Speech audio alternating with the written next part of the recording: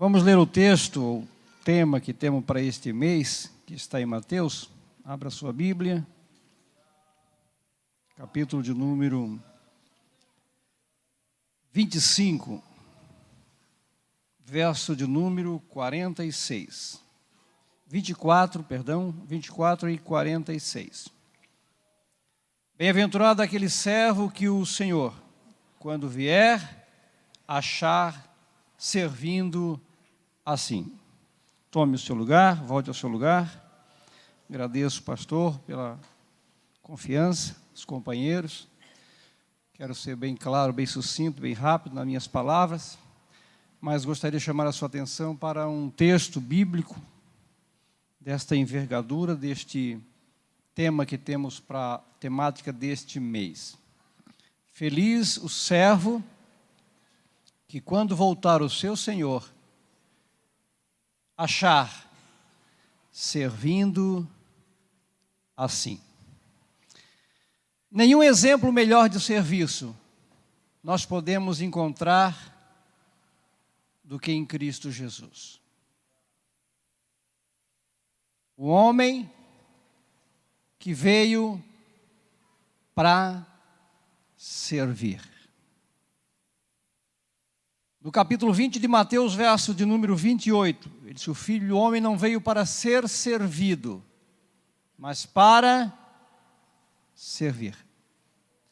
E se você está aqui esta noite, bem sentado, numa igreja boa, é porque alguém trabalhou para que você estivesse aqui. Se nós olharmos para o capítulo de número 5 de João, verso de número 17, Jesus vai dizer para os judeus, quando questionado a respeito do sábado, ele disse: meu pai trabalha até agora, e eu trabalho também. É o trabalho de Deus em conjunto com Cristo que resultou na igreja. O serviço divino bem feito, de forma perfeita, agregou o homem a Deus. Mas o texto aqui está falando daqueles que, quando ele voltar, vai procurar o servo. O servo é aquele que está a serviço, ou está servindo. Se nós lemos o capítulo 6 do livro da carta que Paulo escreve aos Romanos, o verso 18, ele vai dizer: e libertados do pecado, fosses liberto e livre para servir. Então, o trabalho de Deus em Cristo Jesus foi libertar o homem. E quando eu olho para aquele texto de Filipenses, para deixar a sua mente bem esclarecida a respeito de serviço, o verso de número 6 do capítulo de número 2, Paulo volta-se para aquela igreja cristã e diz que haja em vocês o mesmo sentimento que houve em Cristo Jesus. Que sentimento foi aquele? Que, sendo na forma de Deus,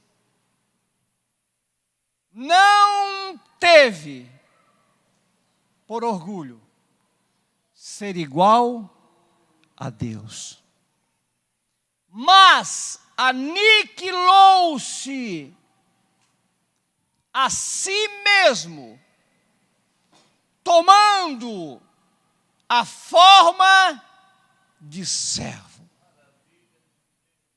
E achado na forma de homem, humilhou-se a si mesmo. E olha a palavra: sendo obediente. Até que ponto? Até a morte. E não foi uma morte simples, morte de cruz. Este foi um trabalho bem feito. Um homem que serviu. E sabe para que ele serviu? Para trazer você para o caminho.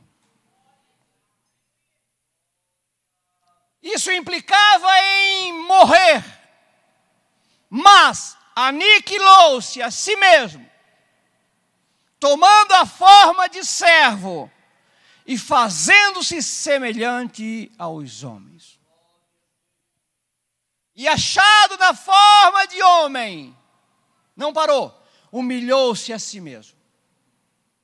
E com a morte mais cruel, a morte de cruz. O texto de 2 Coríntios, capítulo de número 5, verso 18 e 19.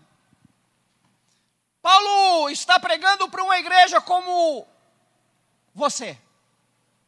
Homens que saíram do paganismo, da idolatria, da prostituição e foram alcançados pelo serviço de Deus em Cristo. E agora esta igreja agregada, reunida, ele estava ensinando. Então ele vai dizer no verso de número 18 e 19. Isto é, Deus estava em Cristo, trabalhando, para que hoje você estivesse aqui. E quando você, como um bom servo, trabalha, outros agregar-se-ão a este lugar. Quando você entender que o trabalho de um servo é servir. Então ele disse, eu não vim para ser servido, mas para servir. O que eu quero dizer é que Deus chamou você em Cristo para que você sirva. E sirva de que forma? Conforme o salmista disse no Salmo 100, verso 2, servir a Deus com alegria. Por que a razão? Se nós olharmos para o capítulo 12 do livro que Paulo, ou que o escritor anônimo, que alguns dizem ser Paulo, escreveu no verso 2 do capítulo 12 de Hebreus. Sabe o que o texto diz? Olhe para Jesus. Se você não tem motivação, olhe para Jesus, autor e consumador da fé. Se você olhar para o capítulo de número 11, versículo 29, sabe o que ele diz? Aprendei de mim. Ele é exemplo. Ele é exemplo de serviço. Ele é exemplo de servo. Ele é exemplo de homem que ofereceu-se a si mesmo. E muito sofreu para que pudéssemos hoje estar aqui. E daqui a pouco nós vamos tomar o pão e beber o vinho e vamos comemorar a nossa libertação. Faça isso com alegria. Por quê? Porque você foi libertado do pecado e agora você é feito servo do quê? Da justiça do reino. Agora o dever seu é servir a justiça de Deus, que é Cristo Jesus. Eu vou citar para você alguns homens que serviram desde o passado. Eu olho para o capítulo de número 7 do livro de Gênesis, e Deus diz para um homem que o serviu com toda a integridade, o serviu com todo o tempo, o serviu com toda a honra, o serviu com toda a sua família. E Deus disse para Noé, Noé, entra tu na arca e toda a tua casa. Porque te tenho visto, Noé, justo diante de mim. Que bom servir a Deus. Noé, a arca está pronta. Agora tu vai entrar na arca. Não somente tu, Noé, mas toda a tua família. Porque tenho te visto, Noé, fé somente a ti como único homem justo. E libertados do pecado, fossem feitos servos da justiça. Não esqueça. O verso de número 16 deste capítulo 7. E entraram macho e fêmea, conforme a ordem de Deus. E o Senhor a fechou por fora. Como é bom servir este Deus com integridade. Como é bom servir este Deus com fidelidade. Como é bom servir este teu em tempo integral. Como é bom confiar neste Deus, porque na hora que você precisar, a porta da arca estará aberta e você vai ver a voz de Deus dizendo: entra, porque te tenho visto justo diante dos meus olhos.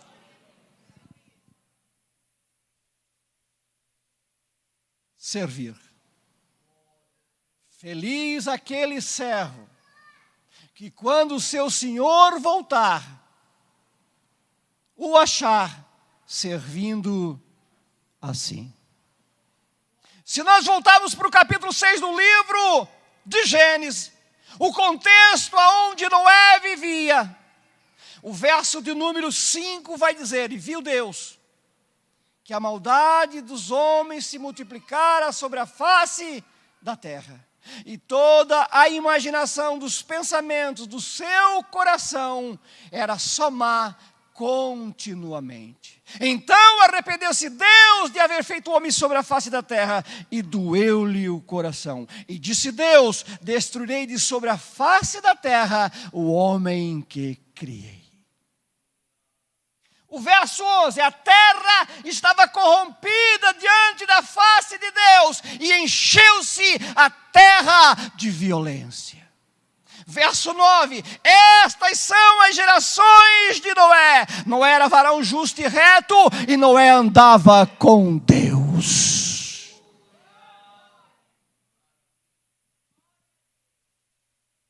E você, como servo, se você tem Jesus como exemplo, viva como ele viveu. Ande como ele andou, e faça o que ele fez. Porque ele vai voltar, e quando ele voltar, ele quer achar o bom servo servindo assim. E Noé é um exemplo. Aí ele vai dizer: Noé, entra na arca. Construísse a arca para ti mesmo, Noé. Tudo o que você fizer de bom, você não fará para os outros. Você fará para você e para a sua família. Toda semente semeada em boa terra, os frutos quem vão colher é você. Porque o texto diz o quê? Que Deus não se deixa escarnecer. Tudo que o homem semear, isto também colherá. O que semeia no Espírito semeará a vida. E o que semeia na corrupção, da corrupção colherá a sentença. Eu poderia citar para você o Jó. Meu Deus, que homem íntegro. O verso 3 vai dizer que este homem era um homem riquíssimo.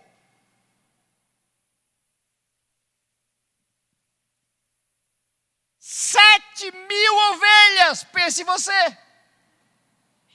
3.000 camelos, tudo no campo. 500 juntas de boi. E mais 500 jumentos. Não sei como é que ele cuidava de tudo isso, né? E o verso de número 1 do capítulo 1 é o que mais me chama a atenção. Havia na terra de Uz um homem cujo nome era Jó. Este homem era sincero, reto, temente a Deus e desviava-se do mal. Diz que lhe nasceram 3 filhas e 7 filhos. Era um homem pleno e completo. E depois o texto vai dizer no verso 3 que ele era riquíssimo. Muita gente de serviço para cuidar de tudo isso aqui, imagine você. E diz que ele era o mais rico de todo o Oriente. E além de rico, era crente, bem crente. Era um servo com compromisso. Era um servo fiel. Era um servo digno, sincero, reto, temente a Deus e se desviava do mal. Mas não era você, mas ele era rico, ele tinha razão para ser assim, porque ele era rico. Foi o que o diabo disse para Deus. Mas desse jeito aí, quem é que não é rico? Ele disse, pode tirar tudo. Sabe por quê? Porque no livro de Ezequiel ou de Jeremias, 17:9, diz o quê? Enganoso é o coração mais do que todas as coisas. Perverso. Quem o conhecerá? Eu, o Senhor, esquadrinho os corações e provo os rins para dar a cada um segundo as suas obras.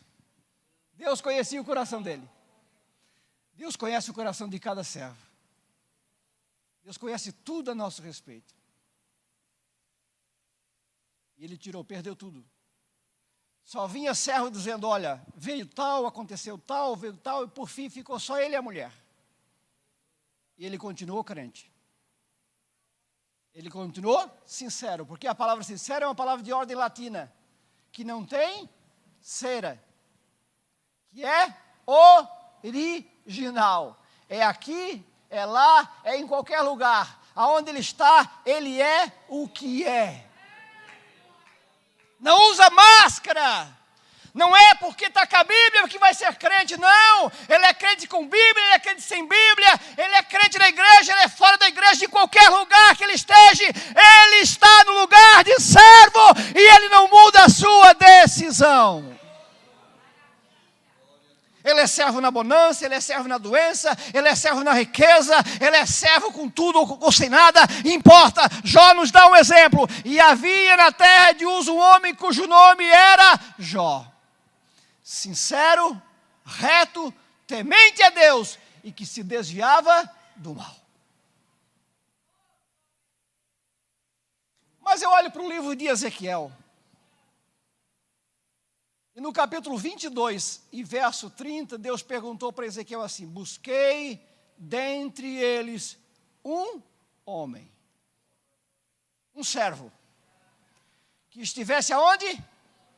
Tapando o muro, na brecha. Na brecha é um lugar de perigo. Por quê? Porque era pela brecha que o adversário vinha.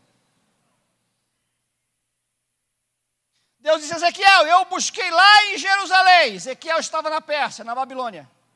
Eu olhei lá para Jerusalém e busquei dentre eles um homem só, Ezequiel, um homem só, que estivesse disposto a ficar no lugar de risco. Um homem disposto a me servir, Ezequiel, que um coração voltado. E disse Ezequiel, eu não encontrei um homem sequer. Era um só.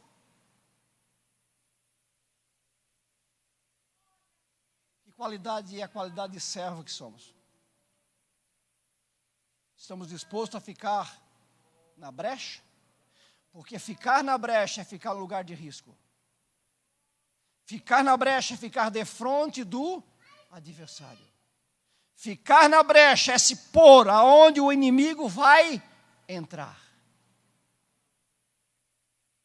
Busquei dentre eles um homem que estivesse na brecha, perante o muro, perante eu, por esta terra, Ezequiel, para que eu não a destruísse a ninguém, achei. Servo. Feliz o servo que quando eu vier, eu achar servindo assim. Como é que você está servindo? Você está na brecha? Eu vou ficar aqui porque é por aqui que o inimigo vai passar. Eu vou ficar aqui para defender o reino. Fui chamado para isso.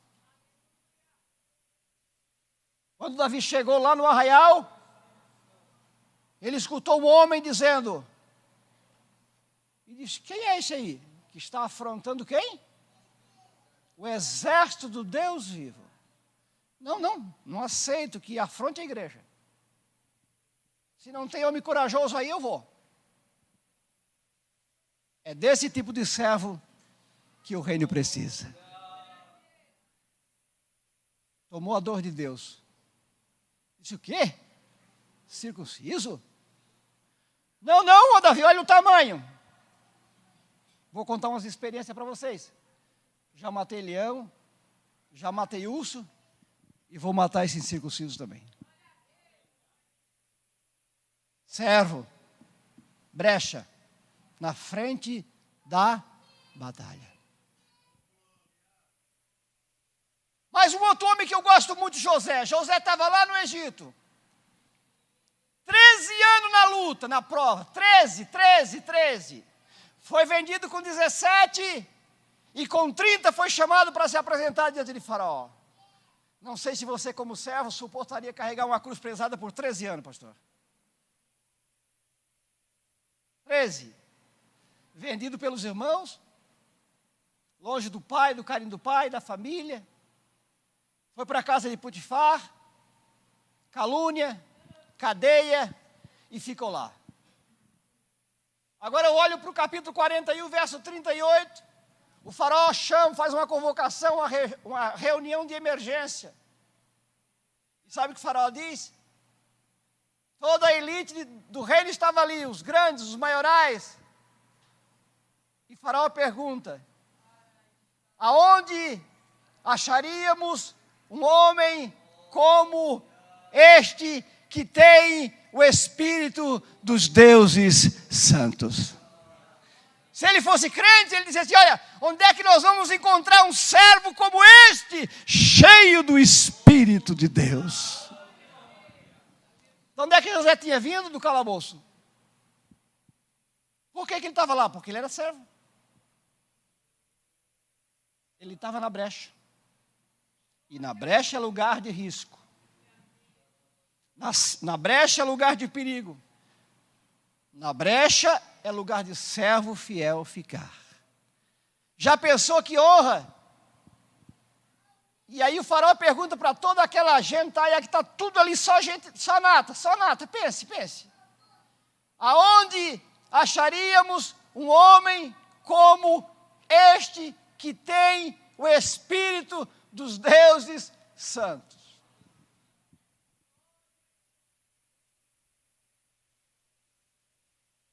Servo, né? E agora sai do calabouço e senta no trono. Mas não esqueça, foram 13 anos servindo a Deus. Aonde ele ia, ele cumpriu o papel de servo. Foi na casa de Potifar, servo. Foi no calabouço, servo. E quando estava no trono, continuou servo.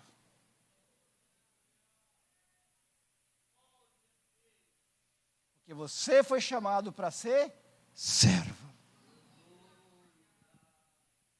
E o servo não vem para ser servido, o servo vem para servir.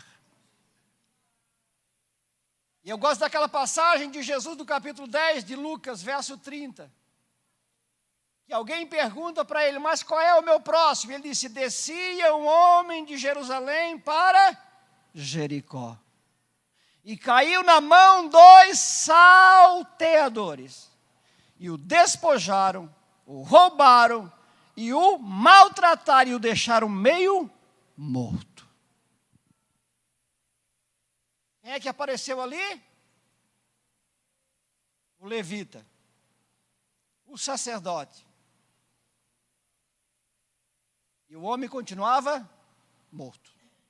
Até que apareceu um bom samaritano. Não era assim que você estava e que eu estava, meio morto? Ou bem morto? Porque Efésios 2:1 diz que vos vivificou estando vós mortos. E o verso 6 diz que nos ressuscitou juntamente com Ele, nos ressuscitou. E se Ele nos ressuscitou, porque só pode ressuscitar alguma coisa que está morta. E nos ressuscitou juntamente com Ele e nos fez assentar nos lugares celestiais em Cristo Jesus.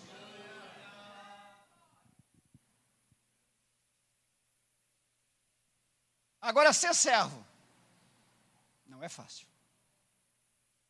Eu olho para a vida de João Batista, que servo. João, o Evangelho 1:6 diz, e houve um homem enviado a Deus, cujo nome era João. Sabe quanto tempo durou o ministério desse homem? Nenhum ano. Quantos milagres fez? Nenhum. Você sabe de que forma ele morreu? Decapitado. E por que morreu? Porque era servo. Porque o servo tanto está pronto para viver como para morrer.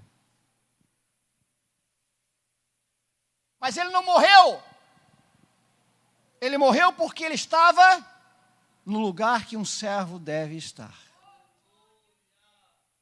E qual é o lugar? Defender a verdade. Ainda que isso custe para você a vida. Você lembra daquela promessa para uma igreja fiel que servia a Deus debaixo de uma opressão terrível do Império Romano? A igreja de Esmirna, a única igreja das 7 igrejas que não recebeu nenhuma advertência de Deus, só elogio. Era a verdadeira igreja com característica de serva. Porque se você olhar para o verso 9 do capítulo 2, o que é que diz? Eu sei as tuas obras, tribulação e pobreza, mas tu és rica. E olha o que vem, ser fiel até a morte. Opa! E dar-te-ei a coroa da vida. Ainda que para continuar crendo tu tenhas que morrer, não negue o meu nome. Ser fiel até a morte. E eu vou dar para você a coroa da vida. Servo. E João Batista era um servo. Um servo da orelha furada. O capítulo 6 de Marcos, verso 20, diz assim, ó, e Herodes, que era o governador da Galileia, temia a João, sabendo que ele era varão santo e justo. Ô, servo bom, hein? E por que morreu? Porque Deus quis que ele morresse. Porque o servo que está na brecha está para servir. É para tudo ou nada. Você está disposto a dizer para Jesus, eu estou aqui para tudo, Senhor, para defender a honra do Evangelho, para defender o teu nome, eu me coloco à disposição do reino. Sabe o que me chama a atenção? Daniel. Onde é que Daniel estava? Daniel estava na Babilônia. Com quantos anos ele foi para cá? 14, 15, talvez 16, era um jovem, um adolescente. Foi levado lá para a Babilônia. Agora no capítulo 5, no reinado de Belsazar, neto de Nabucodonosor, a Bíblia diz, a história diz que ele estava com quase 90 anos de idade, mas ainda era crente. Já havia se aposentado da vida política, mas ainda a fé, ele não havia aposentado não, continuava crente e servindo a Deus. Mais de 90 anos a serviço do reino e ao próximo, porque quem serve a Deus, serve ao próximo. E o Belsazar, que era ímpio, perverso, ruim, fez uma festa.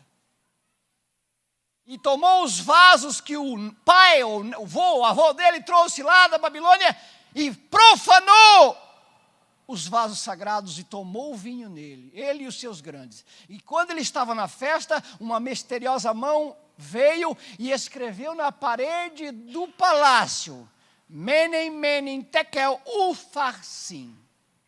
E diz que o rei ficou pálido, perdeu o gosto na festa e diz que os seus joelhos batiam um no outro e fez uma convocação de emergência. Trouxe os astrólogos, os sábios, os adivinhos, os grandes, os cultos, os inteligentes e disse, olha, eu vou fazer de vocês o terceiro maior dominador no reino para quem decifrar o que está escrito aí na parede.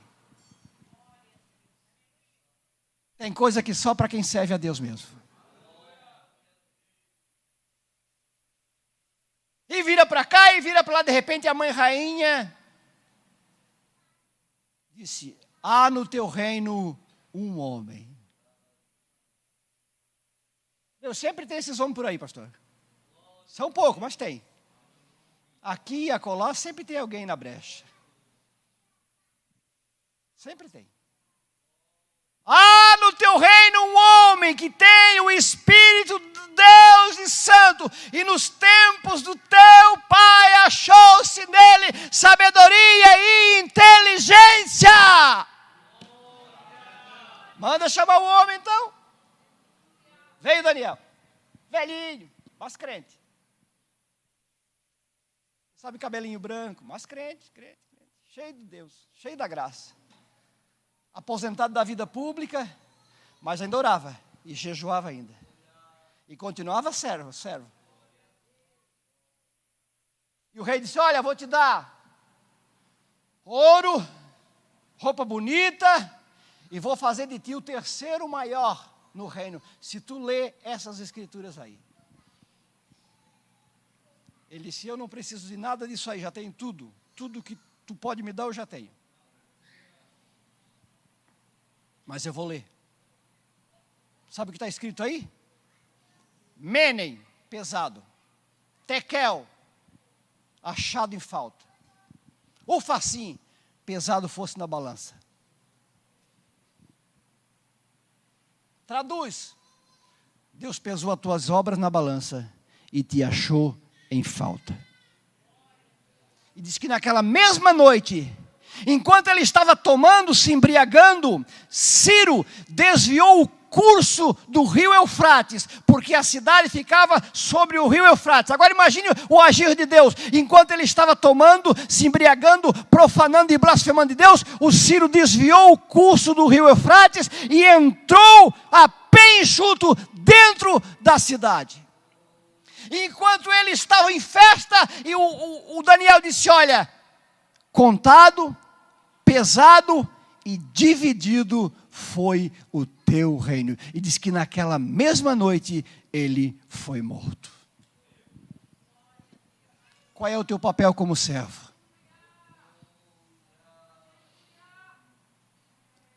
Ser servo é servir. E este exemplo, você olha para Jesus. E para mim terminar. E havia em Jerusalém um homem. Quantos? Um homem. Cujo nome era Simeão. Justo e temente a Deus. E diz que o Espírito de Deus estava sobre ele. E diz que pelo Espírito Santo foi-lhe revelado que não morreria antes de ver o Cristo do Senhor. E diz que pelo mesmo Espírito foi ao templo. Quando os pais trouxeram o menino Jesus para com ele procederem com a apresentação. E tomando em seus braços, louvou a Deus e disse: Senhor, agora despede o teu servo em paz. Podemos orar, pastor? Fique de pé.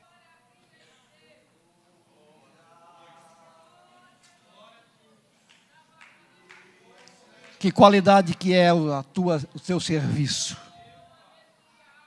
O que é que você está fazendo em prol do reino? Você está defendendo o reino ou está falando do reino?